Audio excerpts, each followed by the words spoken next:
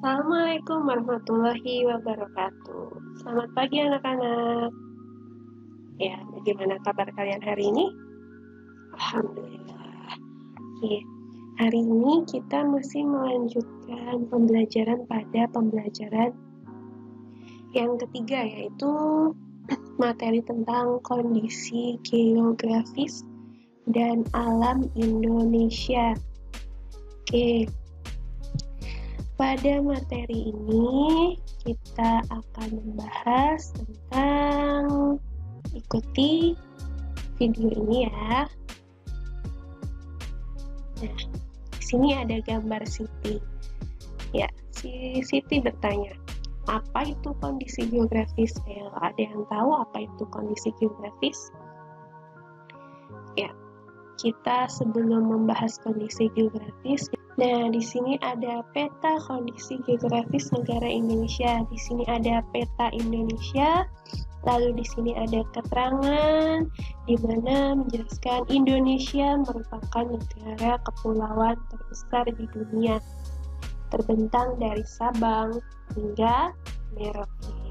Indonesia memiliki 17.499 pulau. Dengan luas total wilayah Indonesia sekitar 7,81 juta kilometer persegi. Wah, luas sekali ya Indonesia. Nah, dari total luas itu, wilayah Indonesia terbagi dari 3 wilayah, yaitu 3,25 juta kilometer perseginya adalah lautan, dan 2,55 juta kilometer persegi adalah zona ekonomi eksklusif, dan hanya sekitar 2 juta 0,01 kilometer persegi yang merupakan daratan. Jadi antara lautan dan daratan di Indonesia itu lebih luas lautannya. Jadi negara Indonesia juga dikatakan sebagai negara maritim, itu karena negara Indonesia sebagian besar terdiri dari perairan dan bentuknya berpulau-pulau seperti ini ya Indonesia. Ada Sumatera, Kalimantan, Jawa, Madura, Bali, Nusa Tenggara, Sulawesi, Papua, dan lain-lain. Oke, ini dari peta kondisi geografis Indonesia. Nah, di sini kondisi geografis. Nah, kita bahas sekarang kondisi geografis. Kondisi geografis merupakan suatu keadaan alam yang terjadi pada permukaan bumi di wilayah tertentu. Nah, macamnya itu ada gunung, pegunungan, dataran tinggi, dataran rendah, lembah, bukit, lokasi atau letak geografis dan astronomis. Sementara kondisi geografis ini dapat dilihat melalui berbagai aspek, seperti letak. Nah, letak sendiri itu bentuknya lokasi geografis, luas, bentuk, posisi koordinat peta, dan lain sebagainya. Lalu yang kedua ada relief. Nah, bagaimana bentuk permukaan atau kontur dan juga ketinggiannya. Ini biasanya permukaan tanahnya. Lalu yang ketiga, cuaca dan iklim. Cuaca dalam waktu tertentu di sebuah wilayah. Iklim terkait bagaimana rata-rata terjadi dalam waktu tertentu. Yang keempat, jenis tanahnya, kondisi tanah dan sejarah proses terbentuknya tanah itu bagaimana.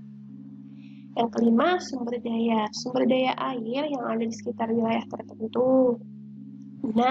Flora dan fauna, keadaan hewan dan tumbuhan yang mendiami suatu wilayah. Nah, dalam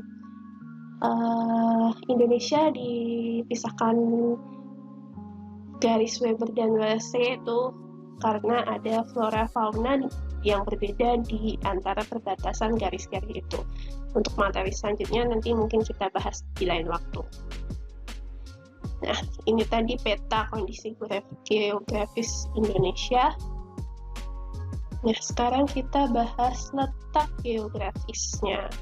Letak geografis adalah letak suatu wilayah dilihat dari kenyataannya di permukaan bumi.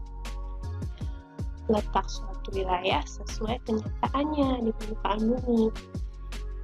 Dalam hal ini, Indonesia memiliki letak geografis. Yang pertama yaitu Indonesia terletak di antara dua benua, yaitu benua Asia di sebelah utara. Nah, benua Asia di sebelah utara, di atas ini ada benua Asia. Sini kalau di gambar peta dunia ada benua Asia di sebelah sini ya. Lalu dan benua Australia di sebelah selatan. Nah, ini namanya benua Australia ya. Kalau Asia di sebelah sini, Australia di sebelah selatan. Nah, ini ada mata arah angin ya, arah mata angin ya. Ini ada utara, selatan ya. Atau bisa kalian ingat-ingat disingkat menjadi Sitara Autan ya. Sitara artinya Asia di sebelah utara dan Autan artinya Australia di sebelah selatan ya. Diingat-ingat ya. Ibu buatkan singkatan supaya kalian buat hafalnya itu cepat. Jadi kalau di antara dua benua itu Sitara Autan atau Asia Utara, Australia sebelah selatan ya. Yang kedua, Indonesia terletak di antara dua samudra yaitu Samudra Pasifik di sebelah timur dan Samudra Hindia ini di sebelah barat dan selatan. Ini agak ke timur, ini barat dan selatan sini ya. Atau bisa kalian singkat dengan untuk memudah mengingatnya, Pati Darat atau Pasifik sebelah timur, Hindia, barat dan selatan ya. Ingat-ingat ya. Nah, sini ada gambar peta Indonesia, tapi kenapa kok petanya seperti ini? Ini ada angka-angkanya. Ya, tahukah kamu? Nah, selain letak geografis, ada juga letak astronomis. Kalau tadi geografis tentang benua, tentang samudra, nah kalau sekarang letak astronomis. Apa itu letak astronomis? Kita baca di sini. Letak astronomis adalah letak suatu wilayah yang dilihat dari posisinya, dari garis lintang dan garis bujur. Nah, di sini ada garis lintang, adalah garis khayal yang melingkar secara mendatar di permukaan bumi. Ya, secara mendatar ini berarti garis lintang itu yang ini ya, yang bubuk atau yang mendatar ya. Lalu garis bujur adalah garis yang menghubungkan kutub utara dan kutub selatan. Jadi kalau dari utara dan selatan itu namanya garis bujur. Berarti garisnya yang berdiri ini anak-anak namanya garis bujur. Kalau yang mendatar atau yang tidur ini namanya garis lintang, yang berdiri atau membujur ini namanya garis bujur. Nah, dari garis-garis ini ada angka-angkanya. Nah, kalian bisa membacanya bahwa letak astronomis Indonesia adalah di antara 6 derajat lintang utara sampai 11 derajat lintang selatan dan 95 derajat bujur timur sampai 140 derajat bujur timur. Coba kita lihat di gambar ini. 6 derajat lintang utara. Nah, ini adalah gambar peta Indonesia ya. Nah, ini ada garis-garis ini. Garis-garis ini menunjukkan perbatasan wilayah negara Indonesia dengan negara lain. Coba kita lihat di antara 6 derajat lintang utara. Nah, ini ada lintang utara yang di atas dan yang di bawah namanya lintang selatan. Nah, ini yang batas paling luarnya ini, ya, kita tarik garis lintangnya ini, yang lintang utara, ini pas tepat di angka 6 derajat, ya. Jadi kalau di lintang utara kita tulis 6 derajat. Sekarang kita pindah yang ke selatan atau yang ke bawah sini. Nah, pulau yang terluar atau batas wilayah negara Indonesia yang terluar, ini ada di sini. Kita urutkan ke angkanya atau garis lintang selatannya itu menunjukkan berapa derajat Iya, 11 derajat. Jadi sesuai ya dengan angka yang ada di peta ini. Jadi garis lintang utaranya 6 derajat, lintang selatannya ada 11 derajat. Oke. Sekarang garis bujur timur ya. Di sini ada bujur timurnya. Ini yang di atas ini. Nah, coba kita lihat semuanya. Yang di atas ini bujur timur angka-angkanya. Dari 95 derajat bujur timur sampai 141 derajat bujur timur. Nah, ini yang paling luar atau paling ujung batas wilayah Indonesia itu terletak garis bujurnya pada angka 95 derajat ya, ini ya yang paling ujung. Lalu kita lihat sampai kemanakah untuk batas wilayah yang bagian timur. Nah, ini ada Papua yang berbatasan dengan Papua Nugini.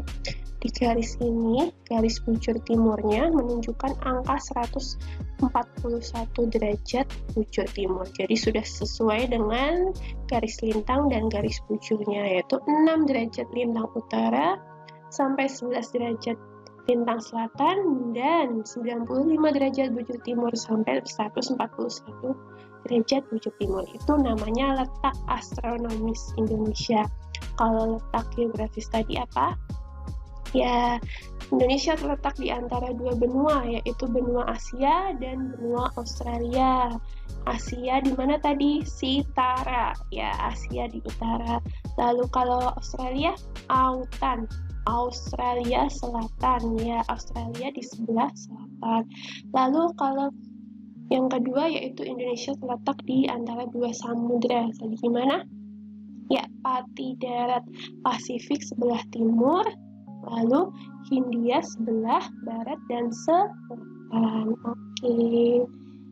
Nah, itu cara menghafalkannya ya, harus diingat-ingat ya.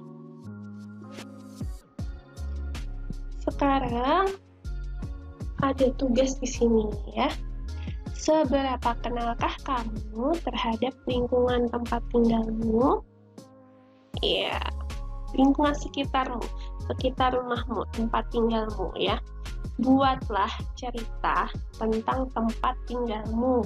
Nah, dengan membuat ide pokok dan kalimat pengembangnya, kerjakan pada buku tugasmu. Kemarin kita sudah belajar tentang ide pokok dan kalimat pengembang, juga sudah dijelaskan caranya.